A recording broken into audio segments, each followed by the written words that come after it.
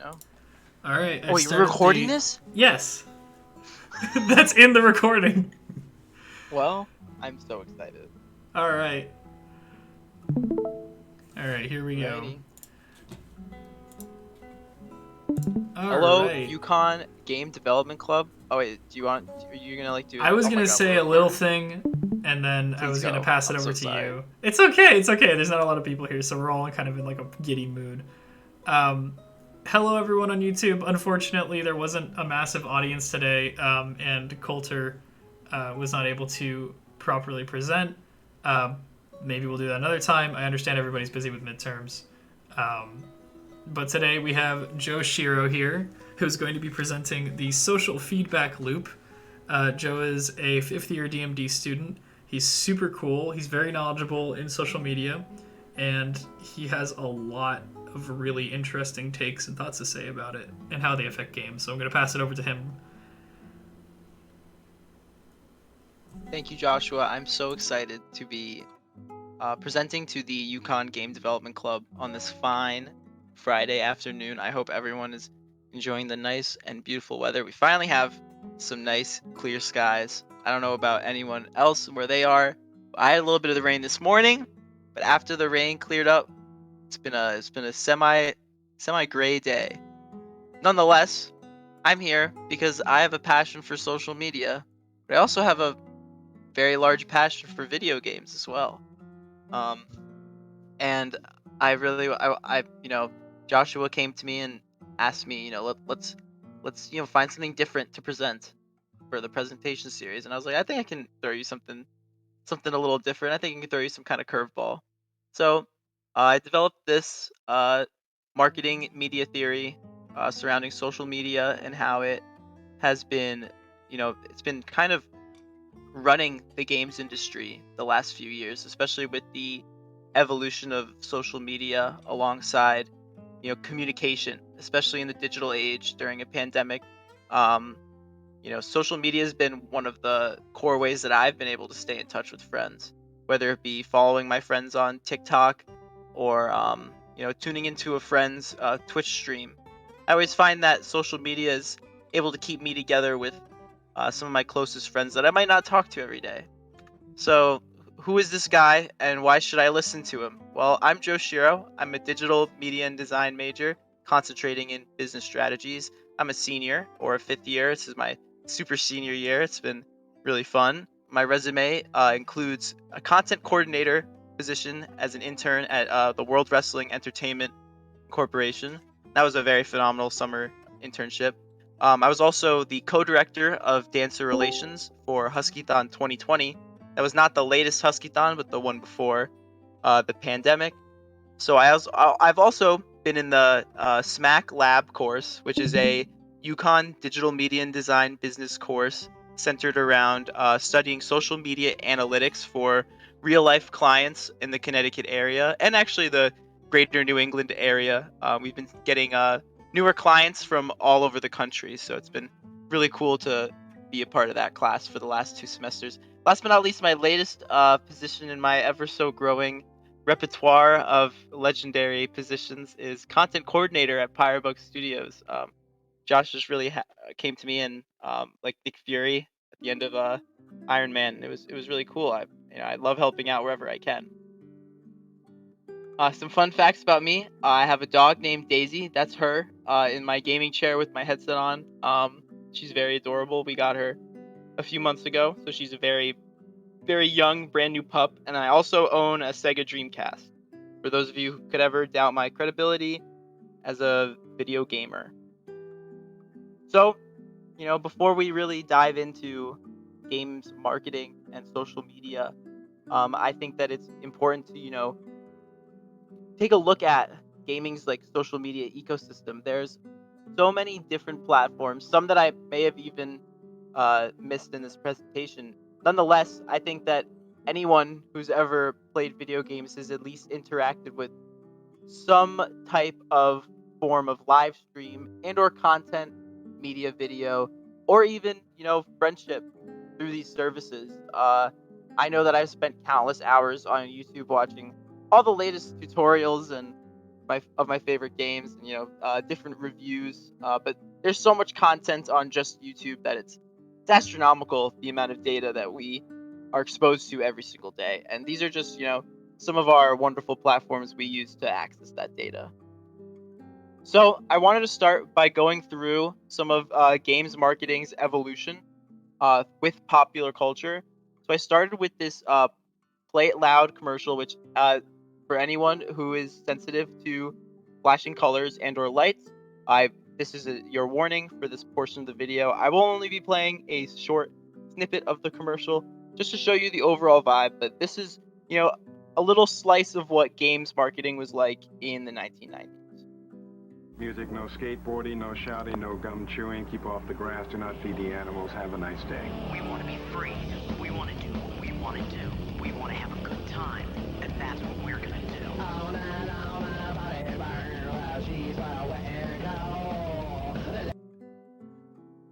Outstanding.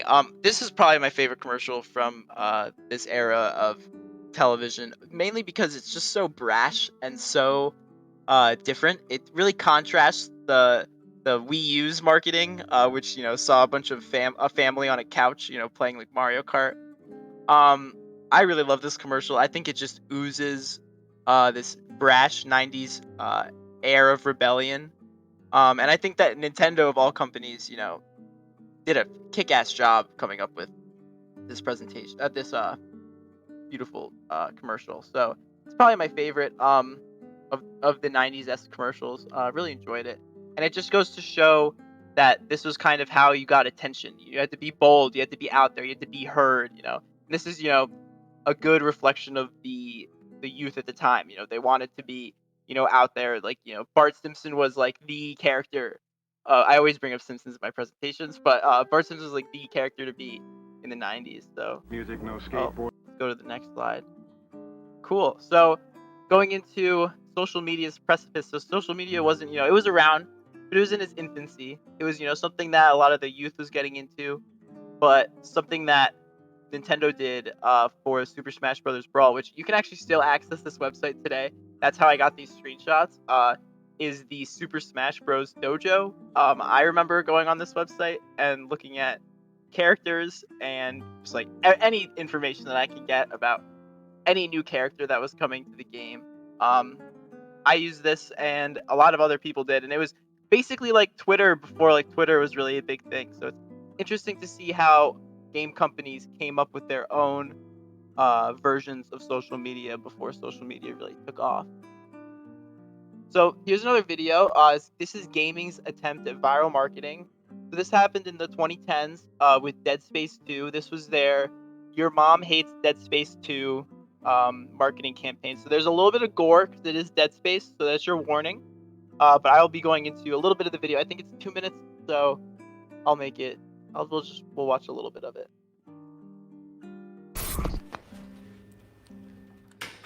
Hello, hello. Come on in. Hi, How are you? I'm fine. What is your name? Jeannie. Hi, Jeannie. I'm Charles. Charles, Welcome. thanks. All right, so we brought you here to show you a new product. It's a video game that's in development, Okay. and I'd love to get your honest opinion. We're going to put game footage on the center monitor. It's the Genie show. So, Okay. all righty, here we go.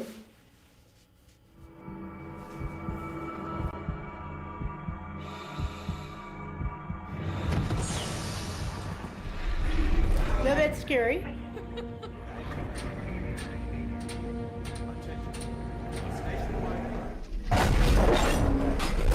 Oh my God!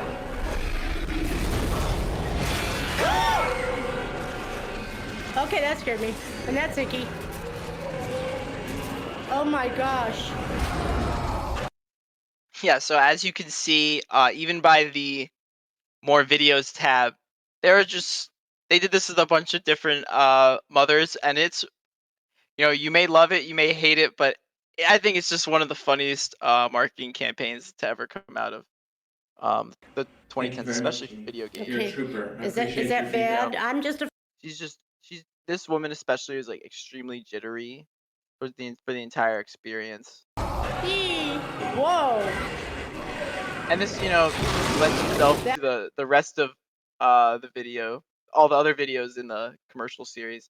All the mothers have very interesting reactions. There's one mother who goes on an entire rampage about how like video games are ruining society, and I just think it's so funny because this was probably at the height of like, oh my gosh, violence in video games, because it was like the 2010 Xbox 360 era.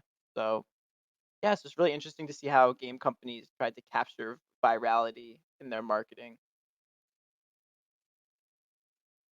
All right, so the modern day game industry has some really, really interesting ways of marketing itself. So you have on the right side, Nintendo. They kind of they dropped the idea that they were coming up with Pikmin 3 Deluxe purely over Twitter. Usually, something like this would be saved for a major Nintendo Direct or something like that. But no, they just dropped it on Twitter. So companies are announcing, big titles, say full $60 titles, on their Twitter. And that's, that could be good, that could be bad. But on the left side, this was for Sony's PlayStation 5. They partnered up with Cactus Jack and Travis Scott to basically recreate the Maxwell Blown Away guy commercial, except with the PlayStation 5. So this is really short, so we'll watch it really quickly.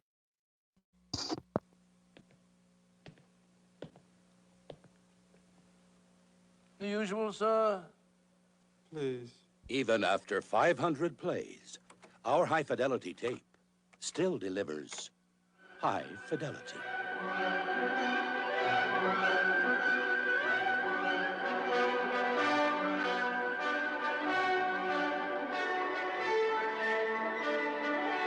Maxell. Yeah, so this commercial on the right is obviously, a recreation of the commercial on the left, which is a classic. And when this commercial on the right came out and I saw that Travis Scott was partnering up with Sony to launch the PlayStation, and it really uh his caliber as a celebrity kind of carries the brand. And I think that especially during such turbulent times and of inequity across the United States, I think it's really awesome that PlayStation and Sony decided to partner up with um, influencers of color to, really sell their system as, something new, different, that's for everyone. They partnered up with Michael B. Jordan as well. Really awesome stuff. And it definitely got me hyped for uh, you know, the way I see it, Cactus Jack, his brand is synonymous with quality, and that really rings true to the PlayStation brand. I think that that's just a really interesting way how not even game companies are too shy to reach out to influencers to market their products. All right, so who is the games industry? It's us, and it's diverse, and it's made up of everyone. And that's why it's really interesting that games have begun to fall into what I've developed, and this is my grand masterpiece. I call it the loop. So this is a social feedback loop I developed in conjunction with my good friend Joshua, who oversaw my creation of this, and it basically breaks down components of games marketing into systems with subsystems, and all of these parts fall into a giant machine, and this machine helps keep a game alive or it kills a game. And now that's what we'll be going through today. And so this is a very, very lengthy and very confusing looking chart, but I'm going to break it down pretty well through three different video games. So the first game I'll be using is No Man's Sky. I'll also be talking about Star Wars Battlefront II by EA. And last but certainly not least, I'll be going with Animal Crossing New Horizons for the Nintendo Switch. All three of these games have an interesting story to tell. Two of them are redemption stories, and one of them is a interesting look into how companies are keeping their game alive through various updates and social media initiatives. So, here you have the start. The start is a game is teased or rumored to be in development. Now, this could be a sequel to a game, could be a just rumor about a game. All I know is when I saw this Star Wars Battlefront 2 launch trailer, I was excited. So we're gonna watch it really quickly.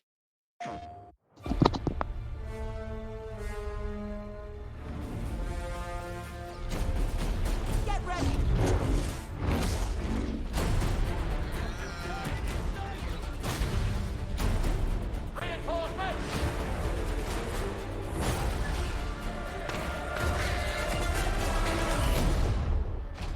Target, watch out! Give them everything we've got!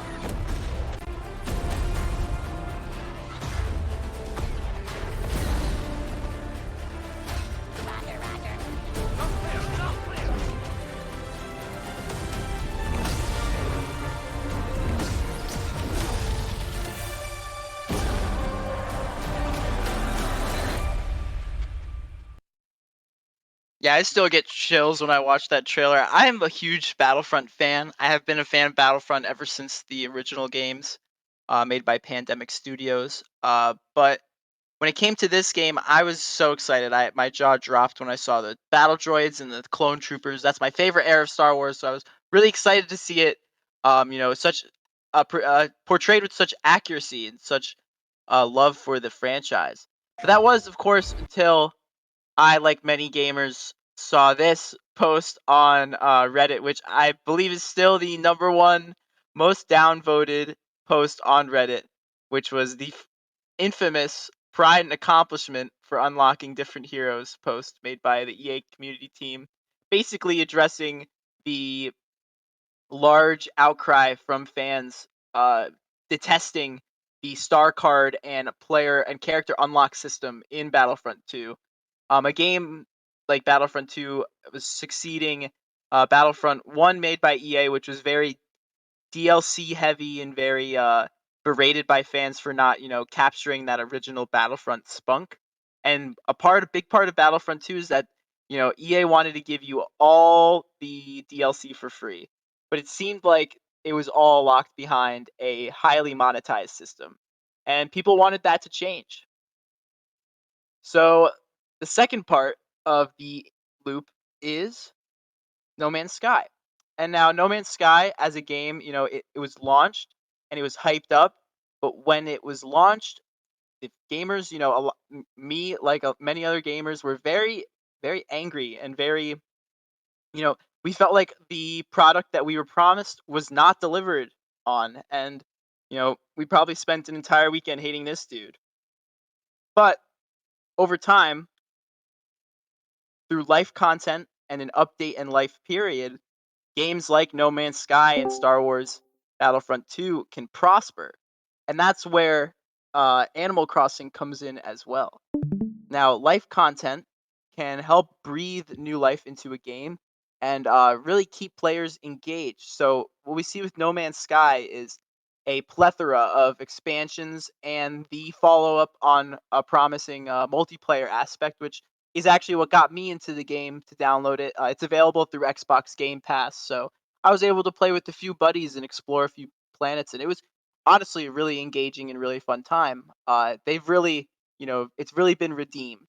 Going off into Animal Crossing, the peer-to-peer and communicative aspect of Animal Crossing is something that Nintendo has really played into. The strength of being able to share the uniqueness of your island is also a really amazing component that they've been striving, especially recently with the new implementation of the Show Off Your Island tour creator. You could basically create a video trailer for your island, which I think is awesome. I haven't used this service yet, but I've actually watched tutorial videos on it. And, over time, these games are, they're being worked on and they're being developed further so that, players that, new or old can have a very exciting and engaging time. So, lastly, we have the post life content and post life period. Now, my example of Battlefront 2 is really interesting. In 2019, Battlefront 2 had the Star Wars Celebration Edition release, release, and this release of the game gave players access to all of the DLC costumes, and basically, it was also highly discounted. So players could purchase this at around $12 to $15 when the original game came out and was 60. Something really interesting is that the developers of Battlefront 2 really looked into feedback that they were getting around what characters players wanted to have featured in the game. And since the game came out, they've added so many playable characters, and it really just helped capture that essence of Battlefront, and really craft a compelling experience. Yeah, so here is the loop simplified with Battlefront as an example. So right up here, you have Star Wars Battlefront, made by EA, that first game, come out. Players wanted something more, so they released a trailer.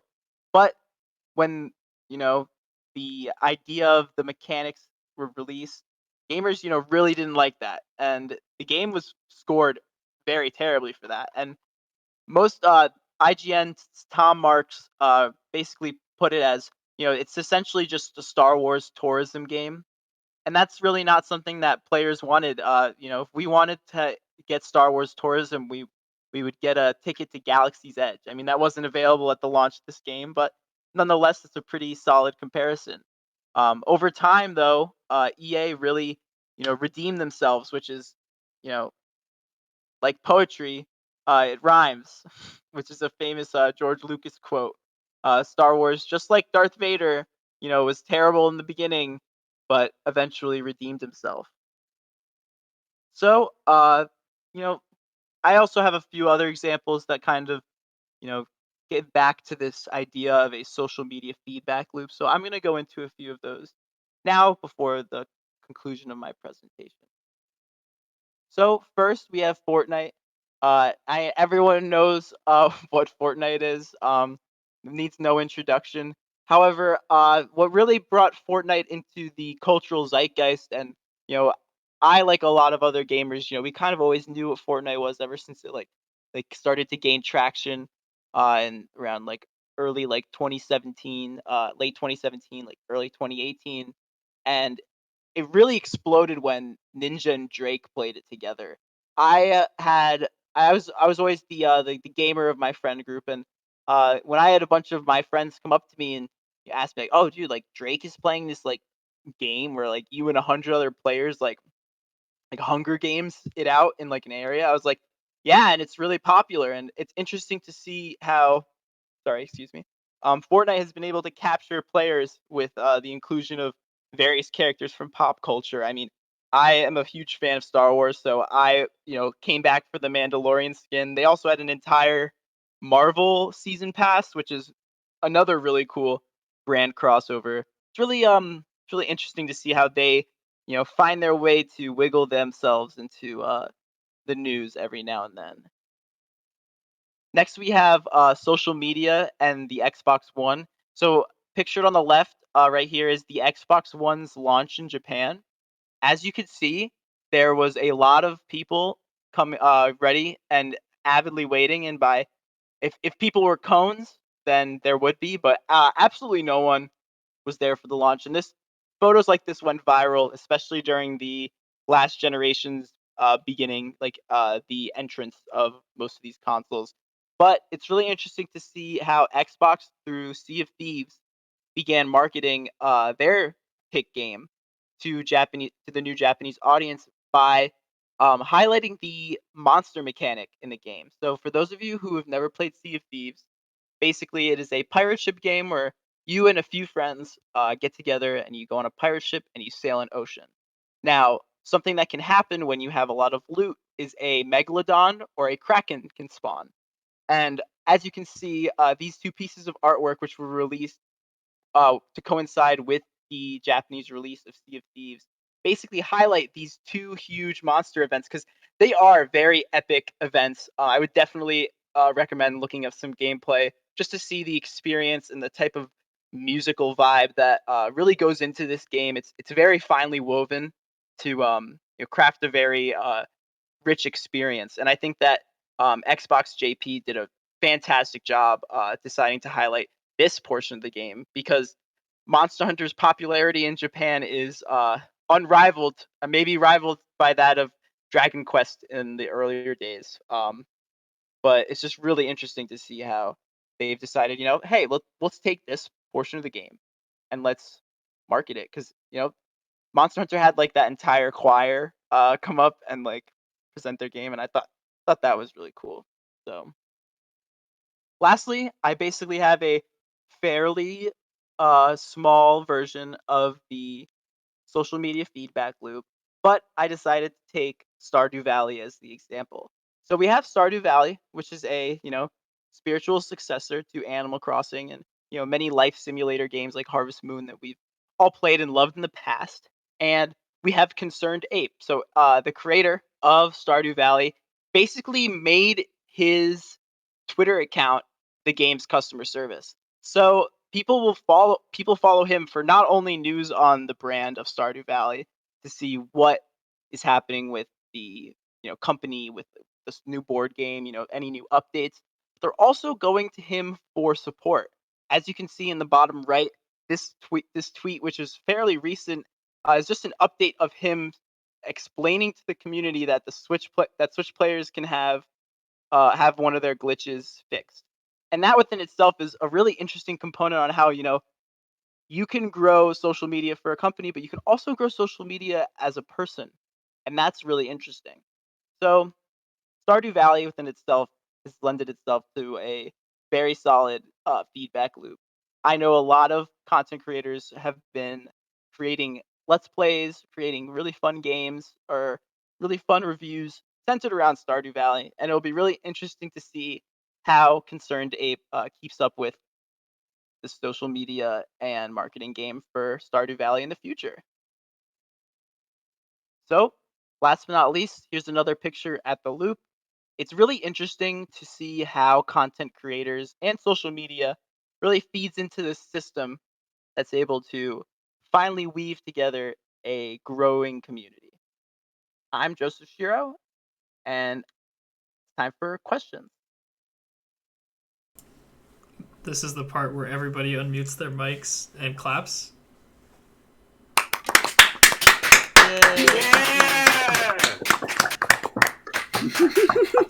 That was really good. I'm gonna end the recording here, so that we can do a more candid Q&A. But thank you everyone on YouTube for watching. I hope this recording was good, and I hope at the beginning when Joe yelled, "This is being recorded!" I don't know if that'll make it in, but if it does make it in, that'll be very funny.